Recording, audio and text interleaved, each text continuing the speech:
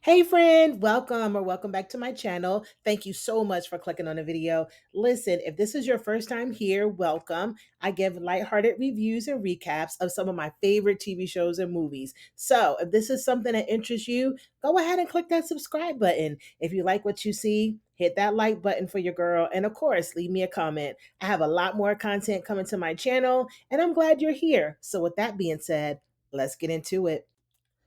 All right, y'all, we are back with a brand new episode of The Shy. This is season 7, episode 4. This one is called Mother's Day. And y'all, this was such a fun episode. It was so light and so fun. Sometimes The Shy gives us episodes that are a little heavy, a little bit too much going on. But I love this one because it was just the men celebrating the women in their lives, their mothers, the mother of their children, and it was just a great episode. So let's go ahead and get into it. So it's Mother's Day, and we see Emmett, Darnell, Rashad, and Poppa all buying flowers, all on separate occasions. First, we see Emmett, and he's trying to pick out bouquets of flowers, and he's like, I got Mama, I got Keish, I got Tiv, I got Julie, I got Lisa, I got Michelle, I got Lorraine. And I'm like, good Lord, how many baby moms do you have? And it was funny because the lady that was helping him out at the store actually said the same thing. Like, my goodness. So Emmett got to get all those. Darnell's also looking at flowers, and he's also in the same predicament. But he was like, look, I'm gonna get one bouquet of flowers, and everybody in here gonna get a piece of flower out of this bouquet. You get one, you get one, you get one, and you get one. So it was funny to see them, trying to make sure that the special women in their lives were taken care of. All those mothers. Anyway, we got Rashad, and we know that this is Alicia's first Mother's Day since she lost Rob, and so Rashad is at the flower shop, and he's asking the guy behind the counter, what do you give a mother who has, lost their son? And so he said, this bouquet, artificial bouquet of red roses because they never die. And I thought that was really nice of Rashad to get that for her. And then we got Papa. I don't know if he had to work late or what he got going on, but he finally makes it to the grocery store. There's one bouquet of sunflowers that are left there, and he kind of hesitates, but he goes ahead and gets them. And of course, Mother's Day wouldn't be Mother's Day without our boys to Men, a song for Mama. Mama, I love you. That's one of my favorite songs. I really can't listen to it too much on Mother's Day because it just gets me right in the feels. But we see Papa, he's riding down the road, and he's just singing along with them and having a good time. So it's Mother's Day, and I think it's going to be a good day. So we see Emmett, he's throwing a barbecue for all of the mothers. We got Darnell there, and we see Jamal, he's on the grill, and he's talking to Emmett and Darnell, and saying that he proposed to Dom and they're going to get married. So, both of them are a little shocked and everything by that news. But, Darnell seems to be, not Darnell, Jamal seems to be, good with the decision that he's going to marry Dom. And so, Darnell just kind of spits knowledge at him and like, look, for you, both you and Emmett, I just want y'all to make sure that you're sure if you're going to get married, because marriage is nothing to play with. So, we got the professors. We got Bakari. Bakari, the professor, are at his house, and the professor is watering his lawn. And y'all, we see that Bakari has finished a semester. He got a semester under his belt. Shout out to Bakari. And he's out for the summer. So the professor asked Bakari, like, hey, so what's your plans? He's like, I'm going to be outside. And the professor kind of hesitates, and he's like, I see it all the time. As soon as people start making a change for the better in their lives, that's when bad stuff happens. And I just want you to win. I want you to stay alive. I want to see you grow old. And he's like, man, Professor, I'm cool. Trust me, nothing is going to happen. And he was like, well, sometimes it's not under your control. It's not up to you whether or not something happens. And I just don't want you to be in the wrong place at the wrong time. And so he's like, Professor, I'm telling you, I'm going to be fine. And you can tell that the professor is kind of taken back by this conversation and a little touched. And he goes, man, you just remind me of somebody that I know. And he was like, well, who? And then the professor kind of cuts the conversation short, says he has to go grade papers, and tells him that he'll see him later at the game tonight. So, it's interesting. I don't know if the professor has lost someone, or maybe a son or something to violence or something like that. But I think we're going to see a little bit more about the professor and what he's dealing with. But Professor, I'm with you because I want Bakari to win as well. I'm so glad that the professor is there, as a role model to kind of keep him on a straight and narrow, even though he's living with Nook, honey. So you just never know. But I hope Bakari is okay. And shout out to him for completing a semester of college. I think that's really dope. All right, so over at Alicia's, we see that she's trying to get things together for some kind of event or something that she's planning for today. We see Rashad come in and he asks her if she's up to actually hosting. It seems like she's having a luncheon for mothers who've lost their children.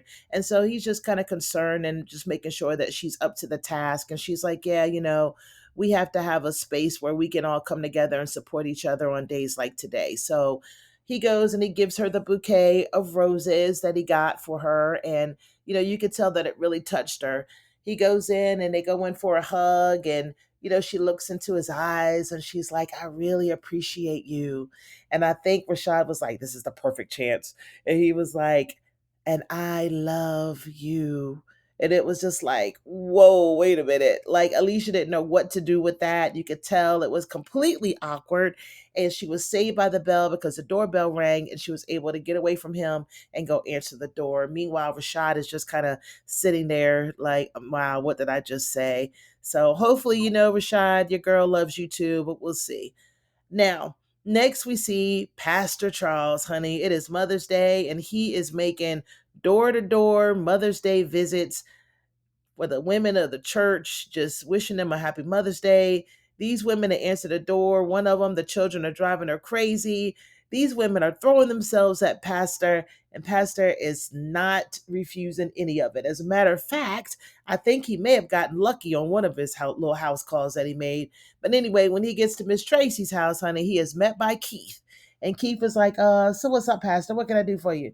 And he's like, I'm here to see Tracy. I want to pray with her. Well, come on in. Let's get to praying. So they all sit down. We got Keith, we got her, and we got Pastor Charles. They all sit down. He's like, all right, Pastor, you came over here to pray. Let's get to praying. So he starts his prayer off. He's praying. As soon as he's like, in Jesus' name, amen. Keith was like, all right, then, Pastor, thank you so much. You have a good day now. All right. You be safe out there. He was ready to get him up out of there and away from Tracy. And I don't blame him at all. So over at Jake's, we see the brothers. They're having fun. I love to see this scene. I love to see Reg home and not all, ready to just be out in the streets and do crazy stuff. But he's just there and he's chilling with his brothers or playing a video game. And they hear a knock at the door. So they're like, well, who's that? Y'all expecting anybody? And so Reg is like, I'll get it. This is a surprise. So he opens the door, and honey, who do we see? We see the mama. She is back. And so, Jake and Reg are so happy to see the mom, but Trig, not so much. He's just like, what are you doing here? And everyone's like, yeah, chill out, man. I told her, Reg is like, I told her to come here, to see me. So he's like, yeah, you always were her favorite. So y'all remember the mom from seasons back. I think the mom has some kind of either mental issues or she's dealing with like drugs or something like that. And she kind of pops in and out of the boys' lives. But it's Mother's Day and she is here. So she's like, hey, I just wanted to see you guys. And as a matter of fact, I'm here. How about I make my famous macaroni and cheese? And so, Vic ain't here for it. He's like, y'all want to play these games and everything. I'm out. I ain't got time for this. And so Reg and Jake are like, no, man, stay, please. And I think when Jake asked him to stay, that's what really convinced Vic to stick around. So you could tell that Vic still got, a kind of a chip on his shoulder. He's not really the mom's biggest fan right now. And he's just dealing with a lot of internal stuff. So hopefully, you know, the mom will stick around and hopefully Vic will get some kind of help to help him deal with his past trauma. Now, back at the barbecue, we see Damien. He walks in and he sees Darnell and Emmett, and he's like, listen, I've been invited to play a game of spades tonight, and I don't know how to play. Do y'all know how to play spades? And they are so shocked that he can't play. Darnell's like, what? Listen, boy, you ain't gonna sit up here and mess up our name. So he sets everything up. Tell Emmett, listen, go get a butcher block, go get some chalk, go get some markers, go get some stuffed animals, honey. They're doing everything to try to teach Damien how to play spades. And it's really funny because I don't think this generation of young people know how to play cards. And just the myth of, oh, you're black, you're supposed to know how to play spades. I know plenty of people who are black that don't know how to play spades. I know a lot of people who claim they can play spades or can't play spades. But, spades is an old pastime. We all like to get down with a game of spades every now and again. So I thought that was cool that they're teaching Damien how to play spades. All right, so we see Papa. He's coming home. He has the flowers that he bought for his mom, and he gives her the flowers, but she seems like she's a little sad, like something's on her mind. And so he asks her, Mom, what's going on? What's wrong? And she's like, well, we got a little bit of debt, and, your dad always took care of things like that. And the church is really becoming more of a burden than it is a blessing. And so he's like, well, you need me to get involved? I mean, I can go to Pastor Zeke. I can talk to him about it, and I'm making more money now. So, and she's like, no, I don't want you to go to Pastor Zeke. I do not trust that man. He's like, well, I do. I do trust him, Mama.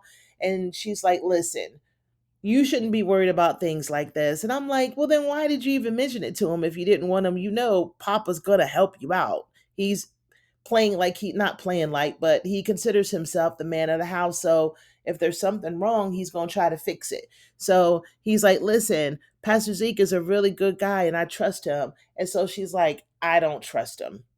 I don't trust him and I don't want his money. I don't want you doing business with him. So we'll see what happens. We'll see if Papa listens to his mom and stays away from Pastor Zeke, but I got a feeling that she's not. Now, back at Alicia, we see the mothers, they're there and they're thanking her for providing a space where they can talk and grieve, their children. So Alicia's like, listen, ladies, we have to do more than just talk about it. We have to be vigilant out in these streets. I'm ready to start taking people out. These people that are walking around here just, taking our sons out without any kind of remorse, without anything, we need to deal with the ones that are breaking our hearts out here. And so, the ladies aren't really with it. They're like, well, I mean, those people have mothers too, right? We don't want to have it to where we got so many people attending events like this that we don't have any space to hold them because all of our sons are gone or all of our kids are gone, And so she's like, listen, that's just my thought on it. And so we have this one lady who's sitting there who actually did lose her son because he unalived himself. And, the whole scene was just touching, and the mothers are there and they're trying to support each other. But Alicia's ready to like really get out there and make a difference. So, Alicia, I don't agree with it. I don't think that's the best way to do it. But, I understand that you're grieving and you're still angry. So it makes sense for her to feel this way.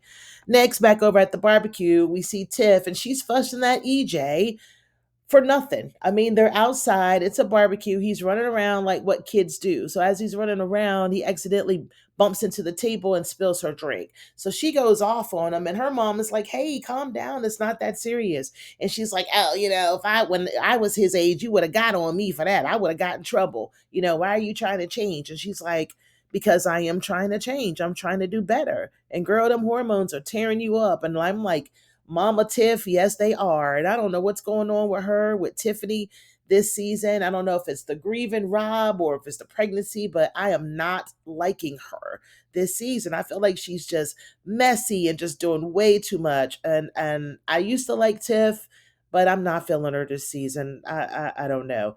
But anyway, back at Jake's house, we still got the brothers, and Vic definitely needs therapy. I mean, he's yelling and screaming, the mom and the boys are trying to take a selfie. He's not involved. He's over there pouting. Then he hops up. He's yelling at his mom, about what his life should have been. And, the mom is just like, listen, I didn't have a good mom either, and nobody asked to be here. So they all just come to the realization that they are who they are and they have who they have as a family. And so I thought it was really sweet when Jake was like, Mom, thank you for giving me life. And she was like, thank you for giving me a reason to continue to live. I thought that was a touching scene. But Vic, my boy, you need to get in some therapy because well, everybody has childhood trauma. You just got to learn how to deal with it in your own way. So hopefully he gets the help that he needs.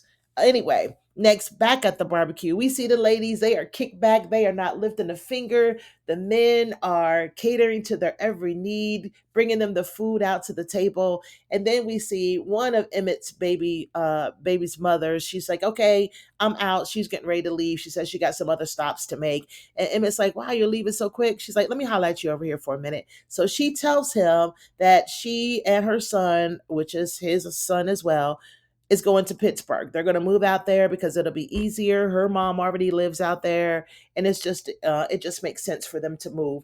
And Emmett don't take it too well. He's like, "Oh, you can't take my son away from me." She's like, "Yes, I can. We're not getting married. Oh, that's what this is about." And I'm like, "Emmett, please calm down. Like, she already said you could get the baby in the summer. So what's the problem? You can always go to Pittsburgh and see him." Like, and he's just not taking it well. "Oh, you want me to have him for the summer so you can turn up." Like, what difference does it make? What she does is none of your concern. So I thought that was really immature, Emmett, to like do that. I understand he's upset, but my goodness, it's not like she's taking the baby away from you and you don't know where the baby's at. She's telling you, giving you the courtesy to let you know next month she's moving to Pittsburgh. So Emmett, you really need to get it together. I'm so glad that Keisha did talk to him and tell him, listen, get it together, support the mom. He's like, whose side are you on? She's like, I'm on the side of the baby, which is what, there's no sides. Everybody's best concern needs to be with that little boy. And so, hopefully what Keisha said to him resonates and he gets it together. Come on, Emmett. All right, so over at Alicia's, we see the ladies are still there. Looks like they moved from the table. They're now in the sitting room and they're just kind of sitting and making small talk. It's kind of like mellow music playing in the back. And it's really not, a good vibe over there. It just seems a little sad. It seems a little heavy. And that's what Rashad goes up to Alicia and lets her know, like, it's a little dark in here. It's a little heavy. And she's like, well, what do you expect? We are all the mothers who have lost our children and we're feeling a little sad today. I mean, and so Rashad reminds her that although her son is gone, he's like, I know Rob is gone, but you're not. And, you can cry for him, that's fine, but you also got to live for him too. So Emmett's having this thing over at the house and she kind of cuts him off. Listen, we're not trying to go over there and be all up in the mix with these mothers who still have their children and they're all celebrating while we're over here and we don't have ours. And again, I thought that it was just great advice when he was, with what he told her. You got to live. I understand it's okay to cry. It's okay to be sad, but don't forget to live and don't forget to carry out his memory. And I'm sure if Rob was there, he wouldn't want you, at the house sulking and crying. He probably would want you over there at Emmett's having a good time. So I think what he said to her kind of resonated because she was like, all right, ladies, change the scenery. Let's go. So Rashad takes them all over there. They get over there. And as they're walking in, Rashad is like, hey, y'all, I brought some extra ladies with me. And this is, I guess they do introductions. And so Rashad proposes a toast to all of the mothers. And it seems like they all come in and they all blend in and they're all welcome and everyone's smiling. And it's just a great scene. And so we see Keisha, she's smiling across the room. She makes eye contact with the lady from Alicia's whose son unalived themselves, but Keisha can't place her face. A little bit later on in the barbecue, the lady walks up to Keisha and was like, how you doing? It's Keisha, right? She was like, yes, ma'am. And she's like, hi, my name is, I think she said Miss Smith. She said, I'm Chris's mom. And you guys remember Chris, and I could be wrong, but I think Chris is the young man that Keisha dated after her trauma with being captured by that guy. And she started to date again while she was pregnant. I think she was seeing the guy, Chris. So it was kind of shocking to see his mom there. And that was the young man who did unalive himself. So, you could tell that Keisha's really hurt and shocked over this news. And she was just like, wow, Chris was really a sweet guy. And, my heart goes out to the mom. It's really sad that that happened with him.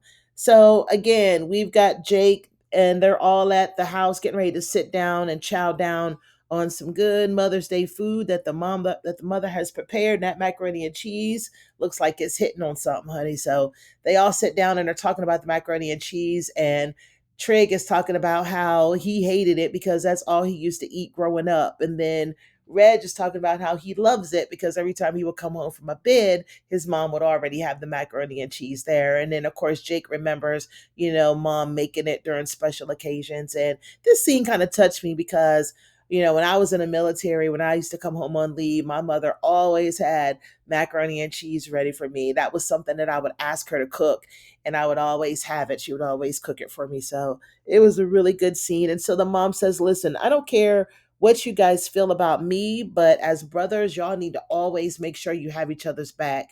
And so after a little bit of hemming and hawing, the boys agree that they will, and they love each other, and they will have each other's back. I believe so. So good for them. I hope the mom sticks around, and it even seems like Vic or Trig is even coming around to the mother.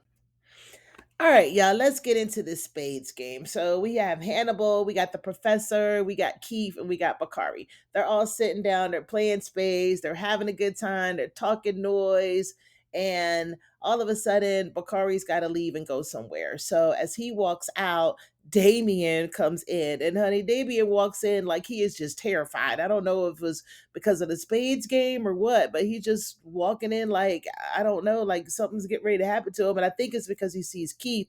And you guys remember what happened between him and Keith last season when Keith got out of jail. I think Keith was trying to comfort Damien because while he was locked up, I think Damien was messing with one of his girls or something like that. But anyway, he's looking terrified. And they're like, do you want to sit down and play spades? Can you play? And he was like, well, I can play, but I just can't shuffle the cards. Honey, why did he say that? If they didn't laugh at him, they cracked up. And so Damien walks off. He goes to the bathroom, splashes water, tries to get himself together. And then as he's coming out, he meets up with Keith. And he's like, look, man, just don't quit me right now. Not today, because I already got enough on my mind about spades. And he was like, man, I'm done messing with you about that. I got me a good girl. She's beautiful. So I ain't messing with you no more about all that. We can let that go. But I'll tell you what, don't go out here and mess up this spades game. So anyway, they get out there and they play and they're like, yeah, professor, you got Damien. He's like, what? I mean, y'all don't want to switch it up a little bit. They're like, no. So anyway, they're down. Damien and professor are down by 100. So, Damien is real good at numbers. And he remembers that what Darnell told him, look, if you're good at numbers, you're good at spades. So anyway, he's like, look, professor, let's go blind 8. We're down 100. I know this is the last hand. All they need is 4 to go out or whatever, 5 or 6 to go out. Not sure what he needed to go out, but he's like, let's go at 8 and let's get it done. We ain't got nothing else to lose because if we get set, we'll lose anyway. If they get it, we lose anyway. So let's do it. So he's like, all right, let's go. So talk about upset of the game. They end up getting their 8, upsetting them. And it was just funny to see how they were reacting to the loss and the wins of the game. That's how we do when we play spades, honey. It gets real dramatic. But I thought that was a great scene. And shout out to Damien for not messing up, the name Emmett and the Darnell name of playing spades. So next we see Nook back at the house and he's giving Keisha a Mother's Day card and then he offers to help Tiff take out the trash. So as they're walking, him and Tiff, she's like kind of flirting. So where my Mother's Day card at? And I'm like, you ain't got no babies with him. What is going on here, Tiffany? So anyway, he's like, well, how are you doing? She's like, some days are better than others. And then he shares that, he lost his mother. His father actually took his mother out. So that was, kind of sad to hear that. But back at the house, honey, they're doing what we do. They're dancing. We got a Tamia line dance. And that line dance, I'm telling you, I tried to learn it. I can't learn it. I'll never be able to learn that line dance. It's so hard, but it's such a pretty dance. So they're just grooving. We see Alicia and Rashad. They take it over. He done grabbed her by the back and they just, doing the thing. So I thought that was sweet to say. Maybe he'll get his I love you too tonight. I don't know. So let's get to Poppa. Poppa goes to see the pastor and, he's like, listen, I need a loan. And he's like, nah, just think of this as a gift. He's like, nope, because I don't like owing nobody. So the next thing you know, he pushes like all these stacks of cash towards him. And then Pastor Charles comes out and's like, yeah, this is from us. And he's like, well, what is this, an advance? He was like, no, just think of it as a down payment on your daddy's church. And he's like, daddy's church? My daddy's church ain't for sale. And the pastor just kind of looks and was like, everything has a price. So we don't know what Papa gonna do with this money. Is he gonna take it? But he's just kind of sitting there with the money staring at him. So Papa, be careful with the pastor. I'm just telling you, Papa, don't do it. So back at Tracy's, we see her and she's with Keith, and he's asking her about Charles. Hey, what's up with this guy Charles? What's up with that? And he was just and she was just like, Charles is just somebody that, I met him in church. He's just praying with me, that's it. And he's like, well, listen, I want to build a life with you. Like, I thought that we were on the same sheet of music with that. I mean, don't you want to build a life with me? And Tracy's just like, I really don't know right now. And I'm like, Keith, calm down. Like, you just met her 5 minutes ago and you already trying to, I want to build a life with you. And it's like, no, man, I think you need to let this, just keep seeing her, just kind of back off a little bit. But he's coming on a little bit too strong. Um, Lastly, at the barbecue, they take a really, really cute Mother's Day pic. And then we see Nuck as giving Tiff a ride home. So when they get in front of Alicia's, um, he reaches over to try to kiss her and she pushes away. And she was just like, I'm not ready to do that yet. And she was like, I thought that I would feel a little bit better once Alicia took care of Rob's killer. And he was like, well, how do you feel now? She was like, well, I just don't know. I kind of feel like she took out the wrong person. And he was like, why do you say that? And she was like, it's just a feeling that I have. And the way that she looked at him and just kind of looked and then got out the car, like, we've never heard Tiff say that she felt like Alicia took out the wrong person. So I don't know if this was like maybe a warning Nook, or maybe she's on to Nook. I don't know, but she kind of gave him a look. I can't put my finger on what that look was, but she may be on to something. So we'll see what's going on with Tiff. And Tiff, girl, be careful. That's all I'm going to say. But that was it. That was the episode. I absolutely loved it. I thought it was great. You guys let me know what y'all thought of it in the comments below. Let me know what you think Papa's going to do with the money. Also, is Alicia getting ready to go on a Vengeance is Mine tour? We also got what? Just so much stuff going on. Reg and Trig and the mama's back. And you guys just let me know what you think about all of those things. And we will talk about it down in the comments. But until next time, I'll see you then. Bye.